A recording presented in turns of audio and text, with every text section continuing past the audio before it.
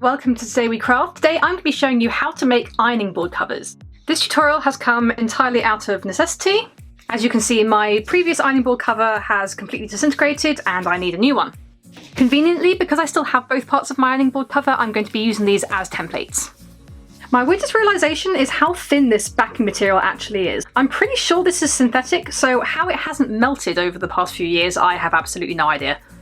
I'm going to need a piece of replacement wadding, about 34 inches by 13 inches, and outer fabric, 35 inches by about 15 and a half inches.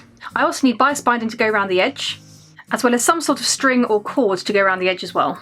If I'd thought about it beforehand, then I wouldn't have cut this one, and I could have cannibalised this for my new ironing board cover. Hindsight is a beautiful, beautiful thing. Oh well, I'll find something. The only other things that you're going to need for this project are a pair of sewing scissors and a sewing machine, but obviously not this one. This one's way too small.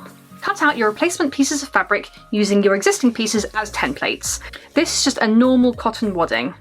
Ideally, I would use a slightly thicker, thermally reflective wadding. Unfortunately, we're in the middle of a lockdown situation and I can't get that, but if you're not in a rush, then I'll leave a link in the description below where you can buy some.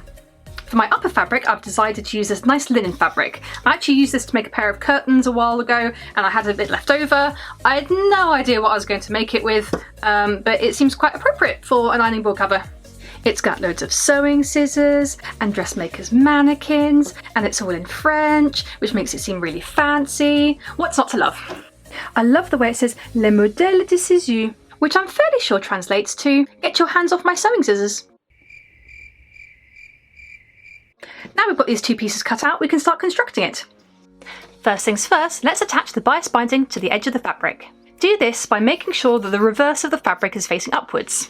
Place your bias binding along the edge of the fabric, then using our sewing machine, we're going to run a line of stitching just on the inside of this edge here. This is the moment I realise my sewing machine isn't threaded. That doesn't help. Bear with me a moment. Yep, there's nothing in there either. Great.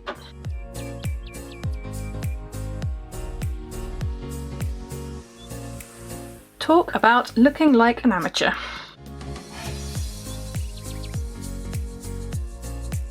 Alright, let's try this again, shall we? Feel free to pin this first if you find it easier.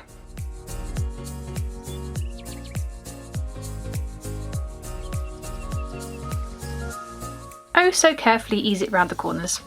I can just hear my mother screaming at me through my computer screen, telling me to pin it first.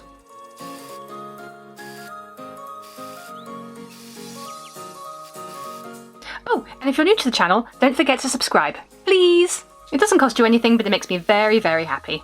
Folding over a little bit of the bias binding at the beginning will make it look much neater later.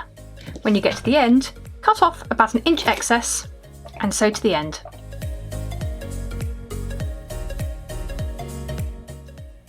Once you've turned your fabric over, you should be able to fold the binding all the way around your raw edge to create a nice neat edge like this. If at any point the binding doesn't reach as far as the previously sewn line, feel free to cut away any excess along the edge.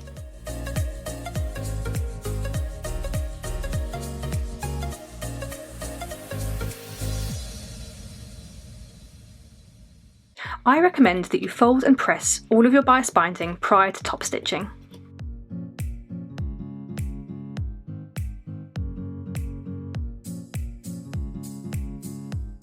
Oh, look at that, so neat and tidy. True story, I used to think that bias binding was massively overrated. No, really, I used to hem everything, and then I'd be surprised why all of my projects look like utter. The next thing to do is to overstitch your bias binding. Firstly, I'm going to lace some cord along the very edge so that it becomes encased by the binding. Make sure that it's very close to the edge. The last thing you want to do is accidentally sew it. Return your project to your sewing machine and sew as close to the edge of your bias binding as you can.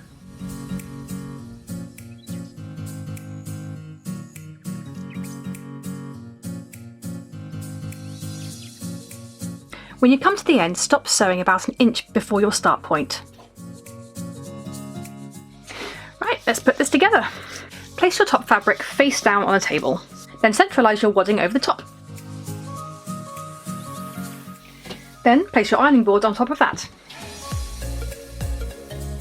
Find your two pieces of cord at the base of your outer fabric and gently start to pull on them. It may take some jiggery pokery to get it folded evenly all the way around. What you should find is the outer fabric starts to close up around your ironing board. Keep pulling on the cord edges until it's snugly folded around the edge of your ironing board. Then tie it off with a strong knot. Trim off the excess, and if you like, you can hand sew this opening shut. And that is your ironing board cover completed. Thanks for watching. If you liked this video, give it a like, and don't forget to hit that subscribe button. Otherwise fairies will steal your sewing scissors and use them for cutting paper. See you next time!